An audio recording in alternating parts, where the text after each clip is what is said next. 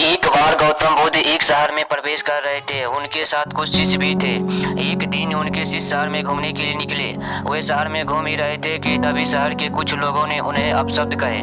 उनके बुरे शब्द को सुनकर शिष्यों को बहुत बुरा लगा और वे वापस लौट गए। बुद्ध ने देखा कि शहर से लौट कर आए तो उनके सभी शिष्य बहुत क्रोध में दिखाई दे रहे हैं। उन्होंने शिष्यों से पूछा, क्या बात है, आप इतना नाराज में क्या है? तभी एक शिष्य ने क्रोध में बोला, हमें यहाँ से तुरंत निकल देना चाहिए। जब हम बाहर शहर में घूमने गए तो हमें यहाँ के लोगों ने बिना वजह हमें बहुत बुरा भला कहा। जिस तरह हमारा सम्मान नहीं, वहाँ पर हमें नहीं रहना चाहिए। बुद्ध ने कहा, क्या किसी और जगह तुम अच्छे की अपेक्षा रखते हो? दूसरे शिष्य ने कहा, इस शहर से तो अच्छे ही लोग ही होंगे।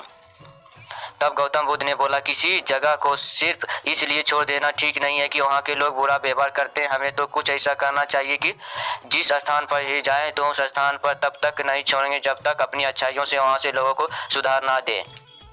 हम जिस भी स्थान पर जाएं वहाँ के लोगों का कुछ ना कुछ का भला ही कर कर वापस लौटेंगे।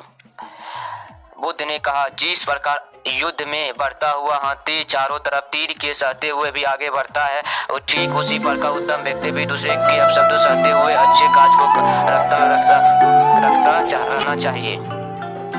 खुद को बस में करने वाले प्राणी गौतम कोई और नहीं हो सकता है। बुद्ध की बात यही सभी शिष्यों को बहुत अच्छी लगी, समझ में आ गए। उन्होंने वहाँ से इरादा त्याग दिया।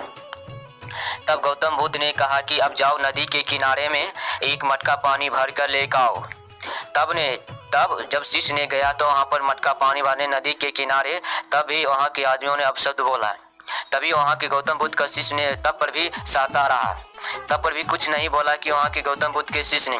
तब गौतम बुद्ध दूसरा शिष्य जब देख कर आने लगा तो पानी भरने के लिए, तब देखा कि गौतम बुद्ध के शिष्य को बहुत बुरा कह रहा है। तब उसने दोस्तों से कहा कि अभी ये यार, तो आप चिंता मत करो, ऐसा भी कहते हैं, ऐसा भी लोगों हैं, इसे सुधारना जरूरी है। तब गौतम बुद्ध ने सभी को समझाए और गए। सभी शिष्य को लाइक और सब्सक्राइब के साथ में कमेंट भी करते हैं।